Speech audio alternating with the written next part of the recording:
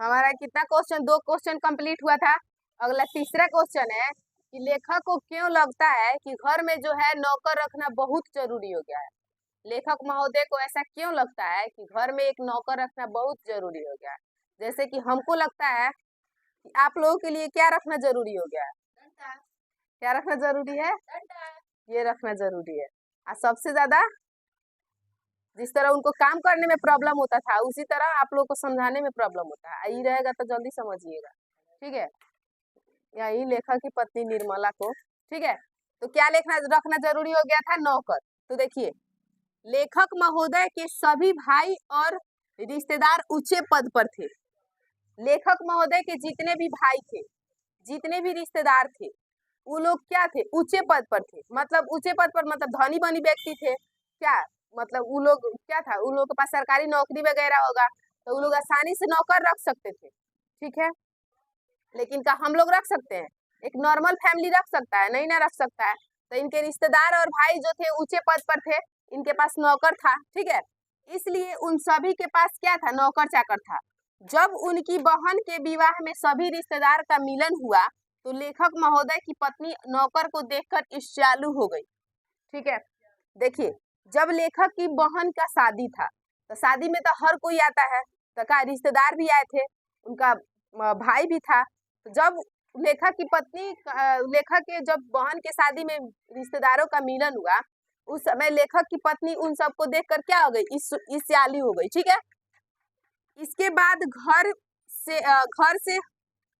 इसके बाद घर में नौकर रखने के लिए परेशान करने लगी। किसको परेशान करने लगी, लेखक की पत्नी जो थी, लेखक को बार बार परेशान करने लगी कि घर में नौकर रखिए, घर में नौकर रखिए, परेशान करने लगी।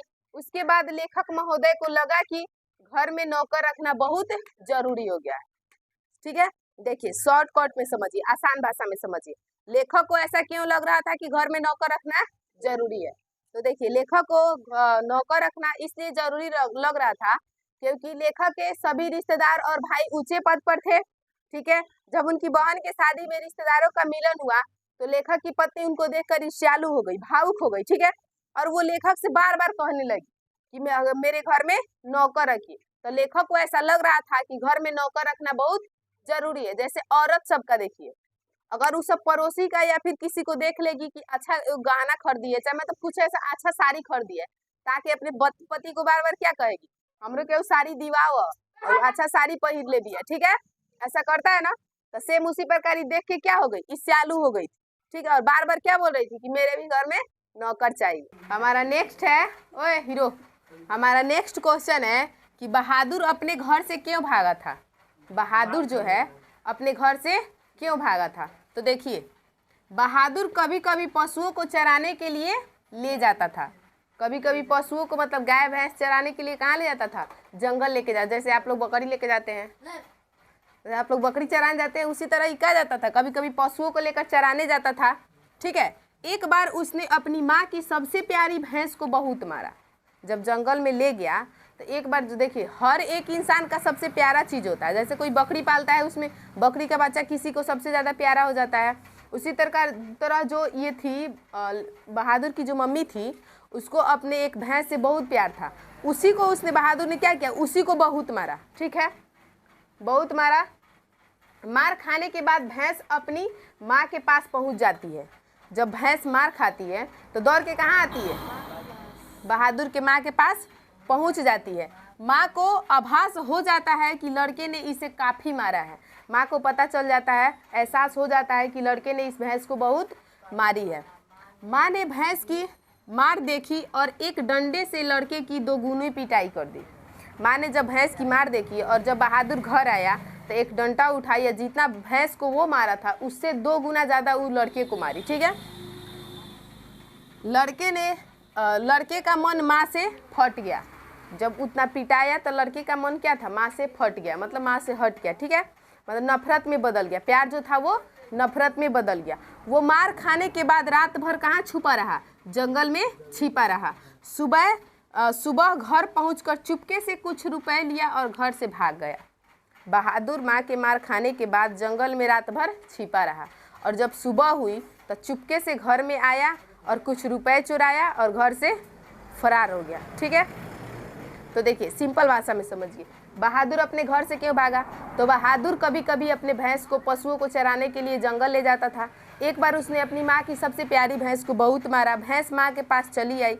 भैंस की मार देखकर माँ ने एक डंडे से बहादुर की बहुत पिटाई की, जिससे लड़के का मन माँ से फट गया, मतलब नफरत में बदल गया। वो क्या किया, रात भर जंगल में छिपा रहा मार खाने के बाद। सुबह जब हुई तो वो उठा और घर आया। घर आने के बाद चुपके से कुछ रुपए चुराया और चुरा कर कहाँ भाग गया। ठीक है, आगे है कि बहादुर के आने से लेखक के घर और परिवार के सदस्यों पर कैसा प्रभाव पड़ा।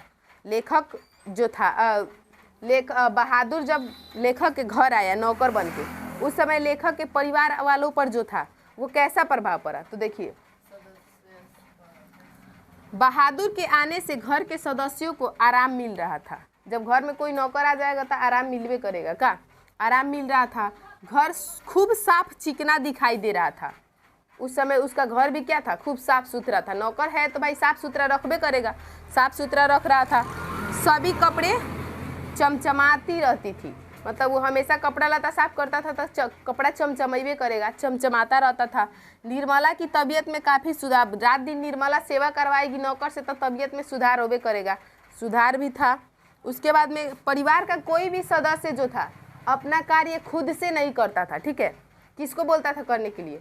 बहादुर को बोलता था कि हाँ बहादुर ये आओ, वो काम कर दो, ये कर दो। ठीक है, करता था।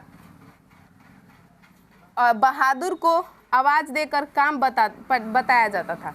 जब भी कोई काम होता था तो परिवार का जो सदस्य था वो अपना काम खुद से नहीं करता था, कार्य करने के लिए बहादुर को बुलाता था। और जब रात में सोता था तो एक के बाद कब उठता था? सुबह को 8 बजे उठता था। ठीक है, यहाँ तक समझ में आया? और इसके आगे भी एक दो है, उसके बाद व्याख्या करना है तो वो जो है थोड़ा लंबा हो जाएगा, तो हम नेक्स्ट क्लास में देंगे। ठीक है, तो आप लोगों को क्लास कैसा लगा? अगर आप लोगों को क्लास अच्छा लगता है तो आप मेरे चैनल को सब्सक्राइब कीजिए और मुझे भी सपोर्ट कीजिए और इसे नोट कीजिए और पढ़िए।